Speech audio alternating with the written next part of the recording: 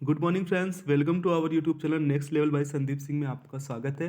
जैसा कि हम करंट अफेयर्स से रिलेटेड डेली इंपॉर्टेंट क्वेश्चन लाते हैं, तो चलिए आज का अपना सेशन स्टार्ट करते हैं। आज का हमारा पहला क्वेश्चन है, हाल ही में किसने 100 देशी पठन अभियान पढ़े भारत की शुरुआत की है? Option A Rajnath Singh, option B Dharmendra Pradhan, option C Amit Shah. इसका करेक्ट आंसर है ऑप्शन बी धर्मेंद्र प्रधान। हाल ही में भारत के शिक्षा मंत्री धर्मेंद्र प्रधान जी ने पढ़े भारत मिशन की शुरुआत की है। इसका मेन उद्देश्य है कि कक्षा 1 से लेकर 8 तक के सभी बच्चों को मुफ्त शिक्षा की सुविधा उपलब्ध कराना। अब चलते हैं नेक्स्ट क्वेश्चन पे। अगला क्वेश्चन है हमारा, 2 जनवरी 2022 को भारत के प्रधानमंत्री नरेंद्र मोदी जी ने कहाँ पर मेजर ध्यानचंद विश्वविद्यालय की आधारशिला रखी? Option A Lucknow, option B Prayagraj, option C Meerut. इसका करेक्ट आंसर है ऑप्शन सी मेरठ। अब मेरठ में ही पशु युद्ध स्मारक है। अब यहाँ से ये क्वेश्चन बनता है कि राष्ट्रीय खेल विश्वविद्यालय कहाँ पर स्थित है? तो राष्ट्रीय खेल विश्वविद्यालय मणिपुर में स्थित है, और राष्ट्रीय विरासत संस्थान नोएडा उत्तर प्रदेश में है, और राष्ट्रीय समुद्री संग्रहालय लोथल गुजरात में स्थित है। चलते हैं अगले क्वेश्चन पे। नेक्स्ट क्वेश्चन है हमारा, हाल ही में किस राज्य सरकार ने महिलाओं के लिए नई नीति 2021 जारी की? Option A Madhya Pradesh, option B Tamil Nadu, option C Uttar Pradesh. इसका करेक्ट आंसर है ऑप्शन बी तमिलनाडु। अब तमिलनाडु की बात करते हैं, तो तमिलनाडु के कैपिटल चेन्नई है, और तमिलनाडु के वर्तमान सीएम स्टैलिन है, और तमिलनाडु के गवर्नर RN रवि जी हैं। अब यहाँ से ये क्वेश्चन बनता है कि महिलाओं के लिए नई नीति 2021 जारी करने का प्रमुख उद्देश्य क्या था? तो इसका प्रमुख उद्देश्य था कि सभी छात्राओं को मार्शल आर्ट सिखाना, और इसका नेक्स्ट उद्देश्य था कि सभी जितनी भी राजनीतिक पार्टियां हैं, सभी पार्टियों में महिलाओं के लिए 33% आरक्षण की व्यवस्था की जाएगी। और इसका अगला उद्देश्य ये था कि महिलाओं के लिए फ्री में कोचिंग की सुविधा उपलब्ध कराई जाएगी। और इसका आखिरी उद्देश्य था कि सभी सरकारी और प्राइवेट बसों में महिलाओं के लिए 50% सीटें आरक्षित होंगी। अब चलते हैं अगले क्वेश्चन पे। अगला क्वेश्चन है हमारा, हाल ही में किसने मिसेज इंडिया 2021 गैलेक्सी अवार्ड जीता है? Option A Har Harnaaz Sandhu, option B Rajshri Chakraborty, option C doctor Nikita Sokal. इसका करेक्ट आंसर है option C doctor Nikita Sokal, जो कि मध्य प्रदेश की रहने वाली हैं। अब यहाँ से ये क्वेश्चन बनता है कि मिसेज इंडिया 2021 गैलेक्सी अवार्ड का मेन उद्देश्य क्या था? तो इसका मेन उद्देश्य था कि समाज में महिलाओं की स्थिति को मजबूत करना इसका प्रमुख उद्देश्य था। अब यहाँ से ये क्वेश्चन बनता है कि मिस यूनिवर्स 2021 कौन बनी? तो मिस यूनिवर्स 2021 हरनाज संधू बनी है, जो कि चंडीगढ़ की रहने वाली हैं। ये तीसरी भारतीय हैं। इससे पहले इस अवार्ड से सम्मानित सुष्मिता सेन और लारा दत्ता को किया जा चुका है। अब चलते हैं अगले क्वेश्चन पे। अगला क्वेश्चन है, हाल ही में कहाँ राइट टू पी अभियान शुरू हुआ है?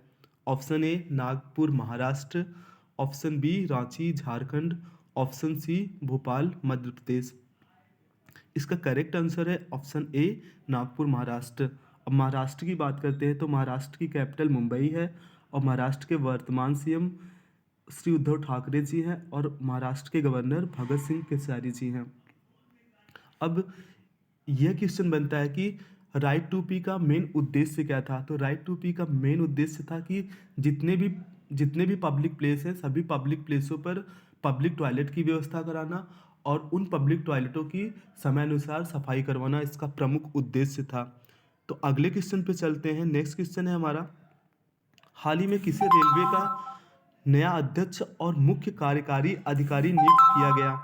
Option A Vivek Johri, option B Sanjeev Mehta, option C Vivek Kumar Tripathi. तो इसका करेक्ट आंसर है ऑप्शन सी विवेक कुमार त्रिपाठी। अब भारत के रेल मंत्री के बारे में, तो भारत के वर्तमान में रेल मंत्री अश्विनी वैष्णव जी हैं।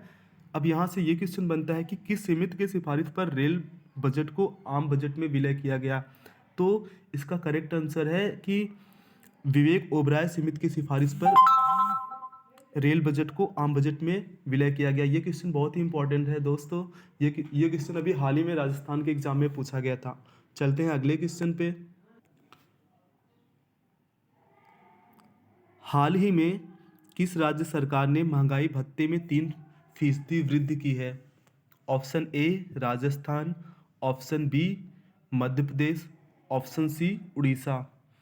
इसका करेक्ट आंसर है ऑप्शन सी उड़ीसा, जिसका फायदा सभी राज्य कर्मचारियों एवं पेंशन भोगियों को मिलेगा। अब उड़ीसा की बात करते हैं तो उड़ीसा की कैपिटल भुवनेश्वर है और उड़ीसा के वर्तमान सीएम नवीन पटनायक जी हैं और उड़ीसा के गवर्नर गणेशी लाल हैं।